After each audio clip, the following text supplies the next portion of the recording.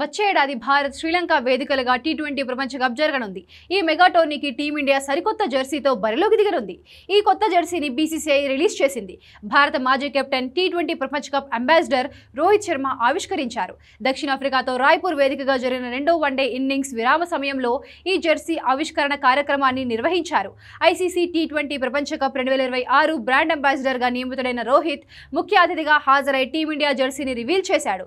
అతడితో పాటు team India T20 player Tilak Varma కూడా ఉన్నాడు.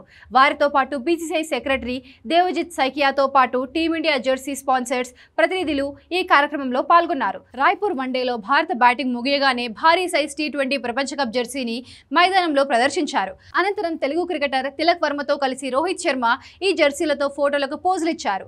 నీలిరంగులో ఉన్న ఈ జెర్సీ రెండు వైపులా వేంబ్రెంట్ ఆరెంజ్ ప్యానెల్స్ ఉన్నాయి. జెర్సీపై వర్టికల్ బ్లూ స్టెప్స్ ఉన్నాయి. కాగా గతేడాది జరిగిన టీ20 ప్రపంచ కప్ లో భారత్ ను విజేతగా నిలిపిన రోహిత్ శర్మ ట్రోఫీని రెండోసారి ముద్దాడేందుకు 15 ఏళ్లకు పైగా నిరీక్షించాల్సి వచ్చిందని చెప్పాడు. ట్రోఫీ అందుకోవడం గొప్పగా అనిపించిందని పేర్కొన్నాడు. ఈసారి కూడా భారత జట్టు కప్ను గెలిచేందుకు తమ వంతు ప్రయత్నం చేస్తుందని జోస్యం చెప్పాడు. ఇటీవలే ఐసీసీ టీ20 ప్రపంచ కప్ 2026 షెడ్యూల్ను విడుదల చేసింది. 2026 ఫిబ్రవరి 7 నుంచి మార్చి 8 వరకు టోర్నీ జరగనుంది.